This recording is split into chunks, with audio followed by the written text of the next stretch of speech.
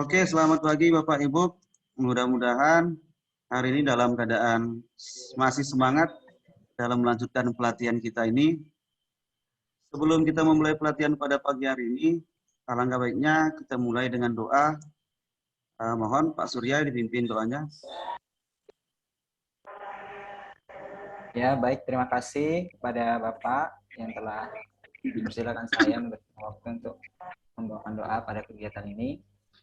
Ya, kita sama-sama berdoa semoga kegiatan ini lancar dan kita semua diberi kesehatan dan ilmu yang berguna untuk kedepannya. Amin. Itu marilah kita berdoa sesuai agama dan kepercayaan kita masing-masing.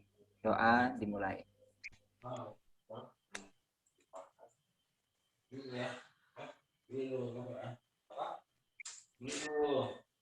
Doa selesai. Oke Bapak Ibu, untuk memulai pelatihan kita, izinkan saya untuk share screen materi yang ingin kita pelajari pada hari ini.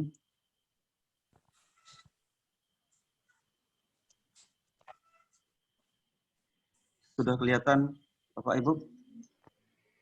Sudah Pak. Pada hari ini kita mempelajari asesmen formatif dan sumatif. Di mana yang pertama kegiatan kita di sini.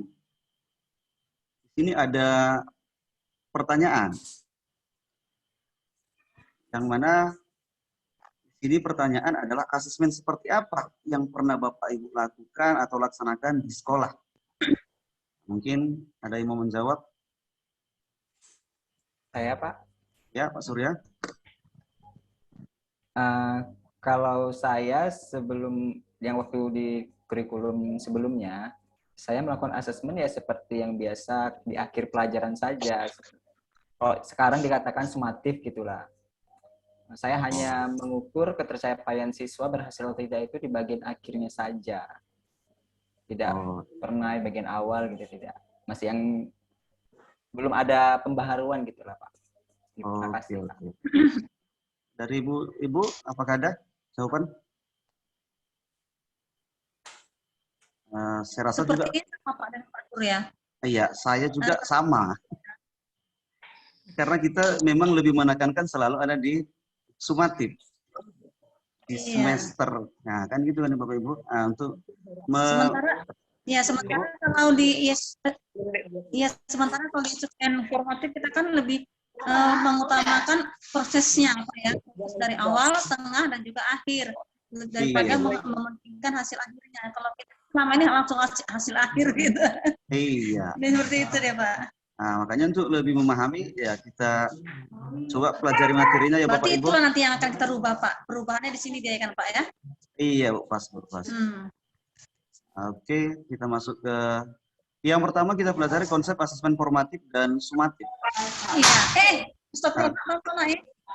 Terutama dulu yang kita pelajari yang pertama itu adalah asesmen formatif. Di situ sudah tampak jelas di layar bahwasanya yang pertama konsepnya di sini ada 5. Yang pertama metode evaluasi yang dilakukan untuk evaluasi proses pemahaman murid, kebutuhan pembelajaran dan kemajuan akademik selama pembelajaran.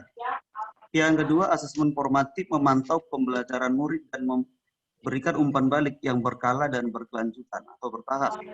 Yang ketiga bagi murid asesmen formatif berfungsi membantu murid mengidentifikasi kekuatan dan aspek yang dikembangkan.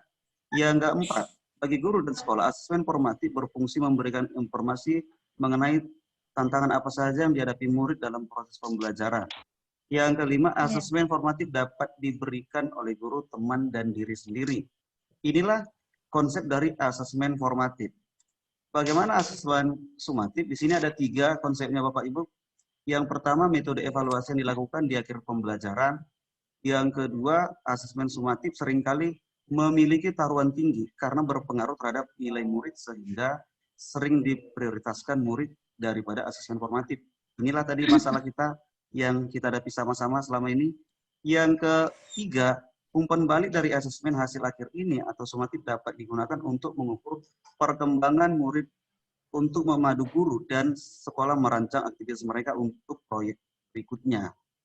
Jadi di sini sudah jelas beberapa konsepnya, mana sudah kita simpulkan. Yang pertama itu perbedaannya sudah jelas.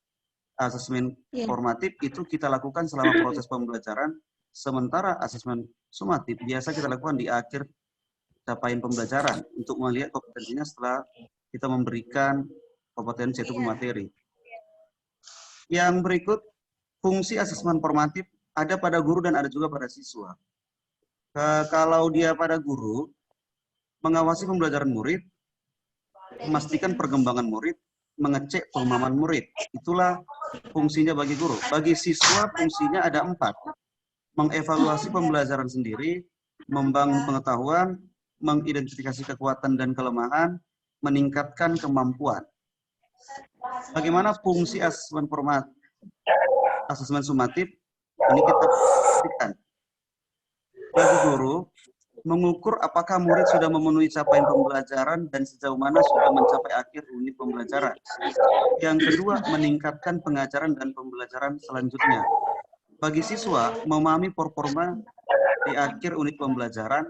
Yang kedua, memahami apakah mereka sudah memenuhi capaian pembelajaran dan sejauh mana sudah mencapai akhir unit pembelajaran. Itulah fungsi asesmen sumatif. Yang berikutnya di sini ada persamaan. Asesmen sumatif ada 3. Yang pertama merupakan cara untuk menilai pembelajaran murid. Yang kedua merupakan kesempatan untuk menerima dan memberikan umpan balik. Yang ketiga merupakan cara untuk evaluasi keefektifan pengajaran dan pembelajaran. Jadi di sana tadi sudah jelas perbedaan dan persamaannya. Di sini sudah jelas ada disajikan dalam bentuk, kalau di matematika namanya diagram Venn ya Bapak Ibu. Di mana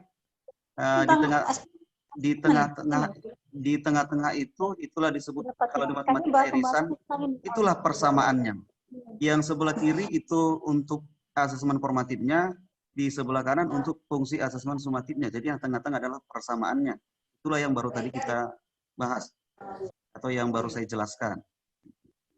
Selanjutnya mengenai pendekatan asesmen, sebagaimana yang telah kita ketahui, pendekatan asesmen itu ada 3, yang mana di situ ada asesmen as learning, ada asesmen for learning, dan ada asesmen of learning. Di mana kondisi saat ini, atau seperti yang tadi kita bicarakan di awal, kita menitikberatkan selalu pada asesmen of learning. Itu apa? Penilaian di akhir pembelajaran. Sementara kita selalu melupakan atau mengabaikan 2 asesmen, yaitu for learning dan as learning. Di mana untuk kurikulum di sekolah penggerak malah kebalikan. Yang dituntut kita harus mengutamakan atau menitikberatkan kepada asesmen for learning dan asesmen as learning dibandingkan asesmen of learning. Karena dalam kurikulum sekolah penggerak diutamakan adalah proses daripada hasil untuk mengenai asesmen. Jadi di sini digambar juga, saya rasa Bapak Ibu sudah jelas. Intinya kita dituntut menitikberatkan asesmen ini Hasil, ya. pada saat proses pembelajaran. Nah, itu dia Bapak Ibu. Yang berikutnya pendekaran pada asesmen formatif. Di mana di sini jelas pendekaran pada asesmen formatif, dari gambar sudah jelas itu diberikan gambar sebuah gambar piramida, yang mana asesmen as learning itu diberi paling bawah, atau kalau bahasanya itu sebagai pondasi yang kuat. Setelah itu kuat, baru diberikan juga asesmen for learning. Setelah itu barulah yang terakhir adalah assessment of learning. Itu biasa kita berikan di sumatif. Jadi di sini kesimpulannya sudah jelas, kita menguatkan atau menitikberatkan atau membangun fondasi asesmen siswa, yaitu di assessment as learning dan for learning. Di situ juga sudah ada penjelasan di sampingnya Bapak Ibu, bahwasanya di situ dikatakan harapan ini akan mendukung proses pemahaman kesadaran bahwa proses lebih penting daripada hasil akhir. Nah, itu kesimpulannya Bapak Ibu. Iya. Di sini juga jelas di membangun keseimbangan asesmen formatif dan sumatif. Sama juga di situ sudah dijelaskan jumlah asesmen formatif sebaiknya lebih banyak. Jelas tujuan asesmen formatif, yaitu untuk pengembangan diri.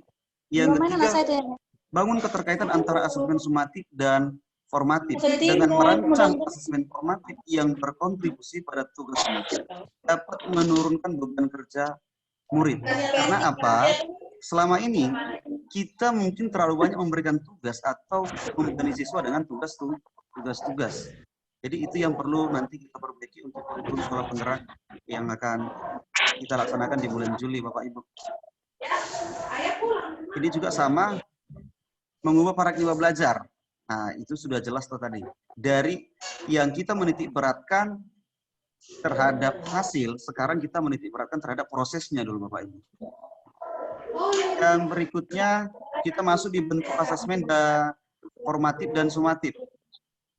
Contoh bentuk asesmen ada dua, yaitu ada tidak tertulis dan ada yang tertulis.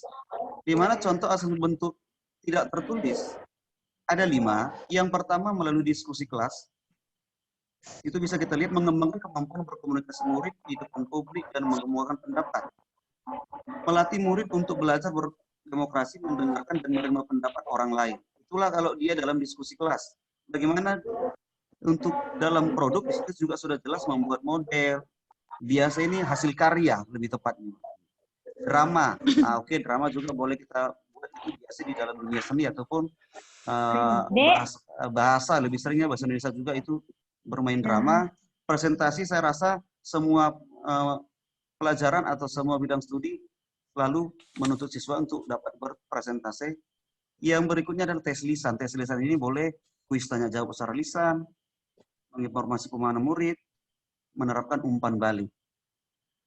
Yang berikutnya contoh bentuk asesmen tertulis. Ini juga sering kita lakukan. Refleksi, melatih murid untuk berperan aktif dalam mengevaluasi pembelajaran mereka sendiri dan memikirkan bagaimana cara mereka dapat memperbaiki diri. Hasil refleksi ini dapat digunakan guru untuk melihat sisi lain proses pembelajaran murid. Esai juga saya rasa sudahlah. Bahkan kita lebih sering dalam memberikan asesmen tulis, lebih sering kita adalah pada umumnya esai, pilihan berganda. Nah, itu ya Bapak Ibu. Mungkin di sini yang poster juga sebenarnya kita juga mau memberikan, tapi ini lebih ke mungkin tetap seperti saya katakan mungkin lebih ke seni, mungkin seni rupa, ataupun lebih ke belajar bahasa Indonesia, mungkin membuat iklan atau pembelajaran TIK. Tes tertulis itu juga tadi saya katakan dalam berganda pertanyaan, umpan balik itu juga iya. Mungkin di sini ada jurnal. Nah, jurnal ini apa? Kan itu kan. Mungkin ada bisa memberikan pendapat. Apa yang dikatakan jurnal di sini Bapak Ibu? Mungkin Ibu Rubiati? Itulah Pak. Bu Ibu Surya? Rubi ya? Oh. Saya sering mendengar sih memang kata-kata jurnal itu. Cuman untuk mengetahui lebih dalamnya saya memang belum tahu yang seperti apa jurnal yang dimaksud. Iya, karena setahu kita kan jurnal selama ke-13 ini jurnal penilaian sikap. Kan itu kan? Nah, sementara di sini katanya melatih kemampuan murid untuk menggerakkan, mengekspresikan ide, pikiran, bahkan dengan bentuk tulisan. Dan bahkan mereka bebas menulis dalam bentuk kreasi atau kita katakanlah seperti bahasa-bahasa gaul mereka. Kan itu kan? Nah, jadi di sini ada, saya lihat di sini ada jurnal. Tapi yang saya baca jurnal ini, di sini dikatakan nanti kita sebagai guru memberikan jurnal dalam bentuk seperti tabel, ada beberapa komponen di mana siswa itu menuangkan apa yang dipelajarinya selama proses belajar mengajar yang kita berikan. Bisa keterkaitannya dengan pengalamannya, atau langkah apa selanjutnya yang dilakukannya setelah belajar itu, ataupun di mana kelemahannya. Nah, itulah yang saya baca mengenai jurnal. Jadi di sini sebenarnya lebih ke penilaian dirinya sendiri. Jadi kita sebagai guru memberikan komponen, misalkan pengalaman kamu terhadap materi ini apa, kelemahan kamu terhadap materi yang baru dijelaskan apa, di mana yang kamu pahami. Jadi mereka bebas menuliskan, tapi dengan bahasa sendiri. Itulah yang dituntut di dalam kurikulum sekolah penggerak yang namanya asesmen dalam bentuk jurnal. Nah, mungkin ini yang bisa saya jelaskan mengenai asesmen formatif dan sumatif. Mungkin ada dari Bapak Ibu Guru yang ingin bertanya. Persilahkan.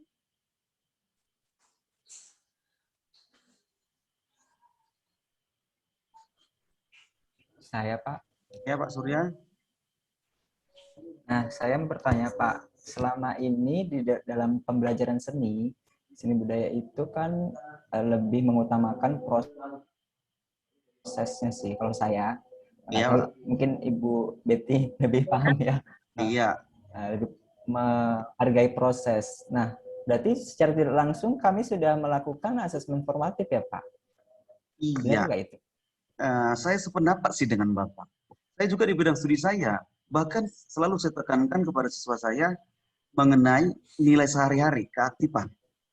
Karena sering kita jumpai siswa, jarang datang, tiba ujian dia datang, nilainya tinggi. Mungkin Bapak Ya. juga mengalami. Iya benar, benar. Makanya selalu kita tekankan sama siswa kita, makanya sebenarnya secara tidak langsung kita sudah menggunakan ini sebenarnya. Iya, iya. Nah, karena di penilaian memang dituntut terkadang bahkan 60% dari nilai akhir. Tapi jujur, kita nggak melaksanakan itu sebenarnya. Kalau ditanya dalam diri kita sendiri ya, seperti saya Pak, saya tidak melaksanakan itu. 60% mengambil dari nilai ujian semester, saya tidak. Bahkan saya 10 atau 20% cuma. Iya, iya. Ya mungkin saya dikatakan melanggar aturan ketentuan sekolah masalah penilaian, mungkin iya. Karena seperti saya bilang studi fisika, kalau dia sehari-hari bisa, ketika dia ujian tidak bisa, mungkin ada sebab. Itu bisa kita selidiki, ada apa, kan itu kan Pak. Tapi kalau tiba-tiba sehari-hari dia nggak pernah datang atau tugas tidak selesai, tiba ujian tiba-tiba 90, itu menjadi tanda tanya sama kita. Nah, jadi yang Bapak katakan bagus, saya sangat sependapat. Kita sudah melakukan ini sebenarnya, hanya memang di kurikulum ini nanti mungkin lebih ke penekanannya. Begitu mungkin Pak. Oke, baik. Terima kasih Pak penjelasannya. Oke Pak, mungkin ada dari Bu Ruby. Kalau saya sih selama bidang studi saya kan beda Kak dengan Bapak kan di sini seni Iya. Pak ya. Kalau saya para karya Pak. Oh iya Bu, ya. Sebenarnya seperti ini Pak. Sudah ada sih proses di situ.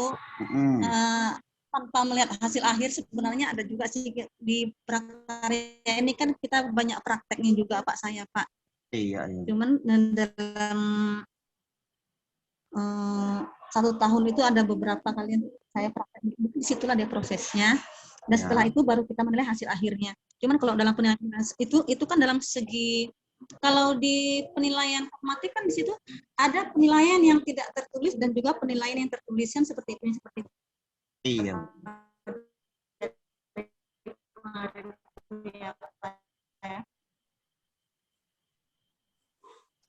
Jadi di prosesnya itu saat di hasil akhirnya itulah kita mengambil penilaian saat ujian tertulisnya. Jadi selama ini sebenarnya sudah saya lakukan sih itu, cuma tanpa kita sadari bahwasanya itulah dia yang dinamakan asesmen formatif dan formatif. Cuman kita hanya menjalaninya saja gitu Pak ya. Sementara di kurikulumnya sekarang ini dia harus lebih spesifik lagi gitu. Makanya seperti saya bilang Kalau tadi, kita sudah itu melaksanakan ini. Ya mudah-mudahan nanti ke depan kita sudah lebih tekankan juga. Ada penambahan dari Bu Betty. Ya. Taunya iya aja. Ya, sebagai mungkin Ibu ada mau menambahkan gitu. Karena Ibu pasti lebih berpengalaman daripada kami. Kan itu kan. Penilaian ya. Karena memang dibilang Pak Surya tadi, khusus untuk penilaian formatif itu nggak ada memang saya buat. Cuman dalam sehari-harinya itu yang punya bakat itu, terus saya tandain gitu. Nah, gitu aja saya buat. Nah, makanya pun kalau untuk sumatif nanti, dia nggak pernah, karena udah sehari-harinya dia udah lebih dari temannya. Nah, terus aku tandain di daftar nilai gitu aja, biar nggak meleset suatu saat nilainya gitu. Oke.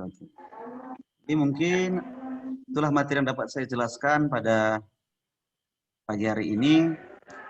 Atas perhatian Bapak Ibu, saya ucapkan terima kasih.